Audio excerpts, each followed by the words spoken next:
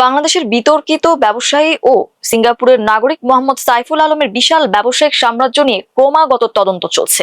এই সাম্রাজ্যের ভিত্তি চট্টগ্রাম থেকে ভূমধ্যসাগরীয় অঞ্চল পর্যন্ত বিস্তৃত। কর্তৃপক্ষের অভিযোগ, এস আলম নামে পরিচিত তার ব্যবসায়িক সাম্রাজ্যের বেশিরভাগটাই গড়ে তুলেছেন পাচারের অর্থ দিয়ে। মে মাসের মাত্র 2 সপ্তাহের ব্যবধানে এস আলমকে ঘিরে একের পর এক গুরুত্বপূর্ণ ঘটনা ঘটেছে। সাইপ্রাসে তার ও তার স্ত্রীর যৌথ মালিকানাধীন একটি বিলাসবহুল আবাসিক সম্পত্তি আদালতের নির্দেশে জব্দ করা হয়েছে।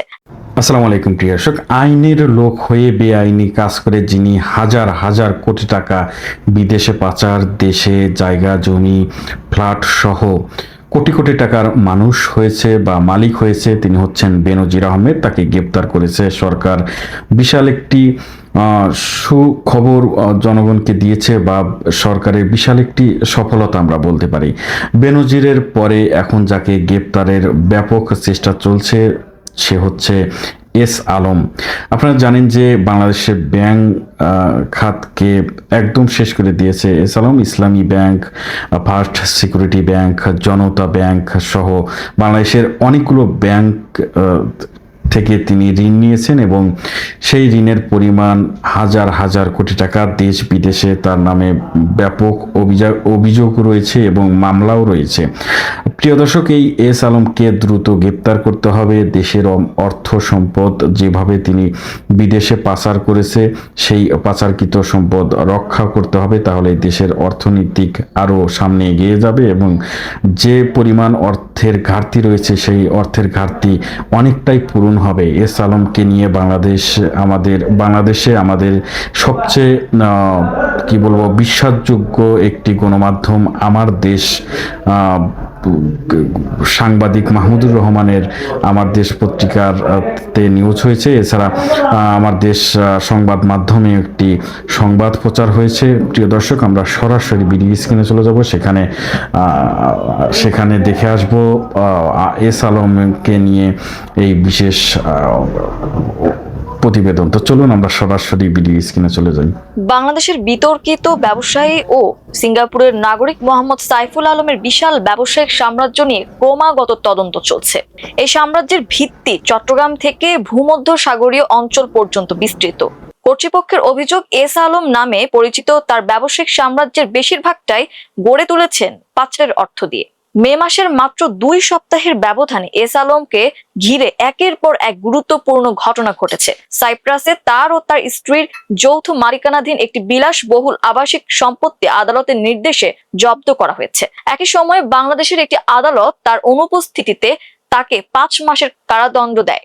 একই সময় সিঙ্গাপুরের তদন্তকারীরা তার ব্যবসায়িক সাম্রাজ্য নিয়ে তদন্ত চালাতে শুরু করেছে। শুধু সিঙ্গাপুরেই তার সম্পদের পরিমাণ 100 কোটি মার্কিন ডলার ছাড়িয়ে গেছে বলে বিভিন্ন প্রতিবেদনে উল্লেখ করা হয়েছে। দ্য এজ মালয়েশিয়ায় প্রকাশিত এক প্রতিবেদনে বলা হয়েছে, এখন মনোযোগ মালয়েশিয়ার কুয়ালালামপুরের 2টি পরিচিত হোটেলের দিকে। এগুলোর সঙ্গে এস আলম গ্রুপের সম্পর্ক রয়েছে, আর এস আলম হলেন এ গ্রুপের প্রতিষ্ঠাতা ও চেয়ারম্যান।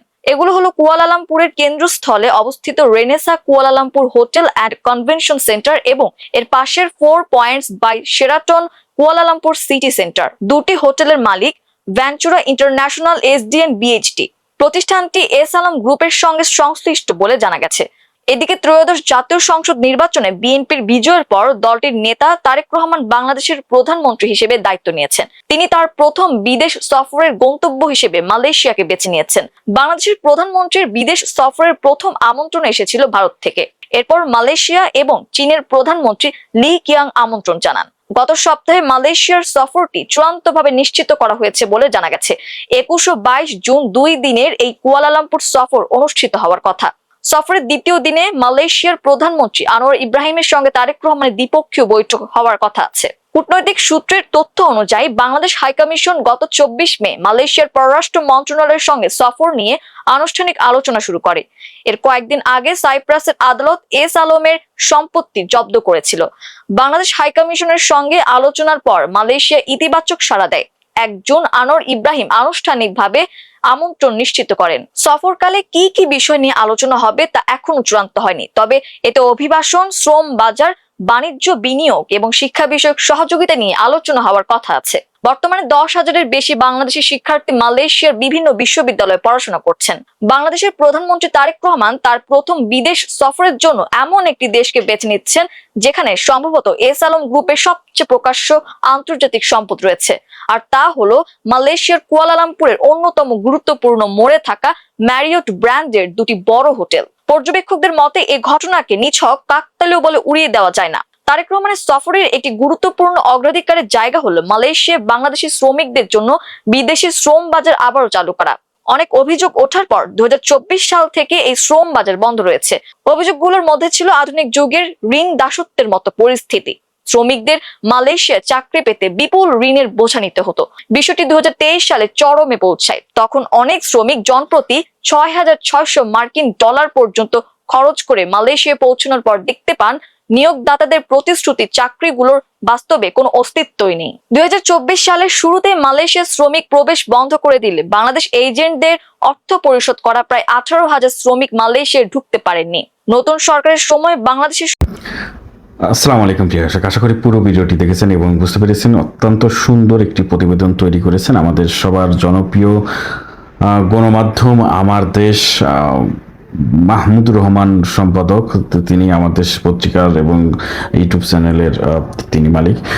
প্রিয় দর্শক, এস আলমকে নিয়ে ব্যাপক একটি প্রতিবেদন এমন এক সময়ে আমার দেশ প্রতিবেদন তৈরি করেছে যখন আমাদের প্রধানমন্ত্রী জনাব তারেক রহমান মালয়েশিয়ায় যাচ্ছেন এবং সেখানে বাংলাদেশকে নিয়ে বাংলাদেশের বিভিন্ন অবস্থান নিয়ে তিনি সেখানকার প্রধানমন্ত্রীর সাথে কথা বলবেন। প্রিয় দর্শক, আমার দেশ এই মুহূর্তে এস আলমকে নিয়ে এই প্রতিবেদন তৈরি করার মানেই হলো যে এই বিষয়টি যেন জনাব তারেক রহমান প্রধানমন্ত্রী তিনি যেন নজরে রাখে এবং এস আলমের মালয়েশিয়াতে যে কুকর্মগুলো রয়েছে, বাংলাদেশের টাকা হাতিয়ে দিয়ে সেখানে তিনি বিলাসবহুল হোটেল করেছে এবং বাংলাদেশকে ফকির করে দিয়ে কিভাবে এস আলম এখনও ঘুরে বেড়াচ্ছে, কেন বেনজির আহমেদের মতো তাকেও গ্রেপ্তার করা হবে না? বেনজির আহমেদ যেভাবে দেশের ক্ষতি করেছে, দেশের অর্থ বিদেশে পাচার করেছে, বেনজির যদি কি বলবো যে সন্তান হয় তাহলে এস আলম সেই সন্তানের পিতা। এস আলম বাংলাদেশের অনেকগুলো ব্যাংক খাতকে ধ্বংস করে দিয়েছে, অর্থনীতিকে শেষ করে দিয়েছে, বিদেশে বিলাসবহুল জীবনযাপন পার করছে। আমি যদি একটু আপনাদের দেখাই যে এস আলমের বিরুদ্ধে দেশীয় এবং আন্তর্জাতিকভাবে কি কি অভিযোগ রয়েছে, আমি এই বিষয়টি একটু দেখাই আপনাদের, একটু শুনবেন আশা করি মনোযোগ দিয়ে। এস আলম গ্রুপের চেয়ারম্যান মোহাম্মদ সাইফুল আলম এস আলম এবং তার ব্যবসায়ী প্রতিষ্ঠানের বিরুদ্ধে দেশীয় ও আন্তর্জাতিক পর্যায়ে বেশ কিছু গুরুত্বপূর্ণ অভিযোগ রয়েছে। সরকারের বিভিন্ন সংস্থা, দুর্নীতি দমন কমিশন, দুদক এবং আন্তর্জাতিক গণমাধ্যম তদন্তে এসব তথ্য উঠে এসেছে। প্রধান অভিযোগগুলো মূলত কয়েকটি ভাগে। আচ্ছা, আমরা একটু দেখি যে বাংলাদেশকে নিয়ে তার যে জালিয়াতি, সেই জালিয়াতি নিয়ে করব। যে প্রথমেই তিনি ব্যাংক দখল করেছিল বিগত স্বৈরাচার আওয়ামী লীগ সরকারের পৃষ্ঠপোষকতায় বা আওয়ামী লীগ সরকারের সুযোগ সুবিধা নিয়ে তিনি এই অপকর্মগুলো করেছিলেন। নিয়ম বহির্ভূত ঋণ গ্রহণ অভিযোগ রয়েছে যে বিগত আওয়ামী লীগ সরকারের রাজনৈতিক প্রভাব খাটিয়ে এস আলম পরিবার ও তাদের বিভিন্ন সহযোগী প্রতিষ্ঠান নামে বেনামে 9টি ব্যাংক এবং আর্থিক প্রতিষ্ঠান থেকে প্রায় 2 লাখ কোটি টাকা তুলে নিয়েছে। ভুয়া নথিপত্র ব্যবহার, জনতা ব্যাংক, ইসলামী ব্যাংক বাংলাদেশ লিমিটেড এবং ফার্স্ট সিকিউরিটি ইসলামী ব্যাংক সহ বিভিন্ন ব্যাংক থেকে ভুয়া কাগজ প্রতিষ্ঠানের নামে এবং পর্যাপ্ত জামানত ছাড়াই হাজার হাজার কোটি টাকা ঋণ নেওয়ার অভিযোগে দুদক একাধিক মামলা দায়ের করেছে। সম্প্রতি জনতা ব্যাংক থেকেই ভুয়া নথির মাধ্যমে প্রায় 9,429 কোটি টাকা আত্মসাতের অভিযোগে 5টি আলাদা আলাদা মামলা হয়েছে। বিপুল পরিমাণ অর্থ পাচার করেছে এই এস আলম। কেন্দ্রীয় ব্যাংক ও আন্তর্জাতিক তদন্ত সংস্থার তথ্য অনুযায়ী বাংলাদেশ থেকে বৈধ অনুমতি ছাড়া বা জালিয়াতির মাধ্যমে বিপুল পরিমাণ বৈদেশিক মুদ্রা বিদেশে পাচার হয়েছে। আন্তর্জাতিক একটি প্রতিবেদনে উঠে এসেছে পাচারকৃত অর্থের পরিমাণ প্রায় 234 বিলিয়ন মার্কিন ডলার। বুঝতেই পারছেন যে কি পরিমাণ অর্থ আওয়ামী লীগ সরকারের সময়ে তারা পাচার করেছে। প্রিয় দর্শক, বেনজির আহমেদকে গ্রেপ্তার করে সরকার যে সুনাম অর্জন করেছে, আমরা চাইবো এস আলমকে গ্রেপ্তার করা হোক। এরকম হাজার হাজার মানুষ রয়েছে যারা আওয়ামী লীগ সরকারের সময় দুর্নীতি করেছে এবং এদেরকে যারা সাহায্য সহযোগিতা করেছে তাদেরকেও গ্রেপ্তার করা হোক। বর্তমান সময়ে এস আলমকে যারা সাহায্য সহযোগিতা করছে, বাংলাদেশের মানুষ কিন্তু তাদেরকে খুব ভালোভাবেই চেনে, তাদের নামও কমেন্টে এসেছে, আপনারা দেখে নেবেন।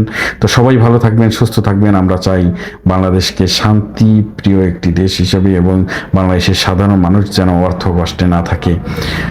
অন্যান্য দেশের মানুষ যেভাবে উন্নত হয়েছে, দেশ উন্নত হওয়ার সাথে সাথে মানুষের জীবনযাত্রার মান উন্নত হয়েছে, বাংলাদেশের সাধারণ মানুষের অর্থনৈতিক কষ্ট যেন না থাকে, তাদের জীবনযাত্রার মান যেন উন্নত থাকে, এটাই আশা করছি।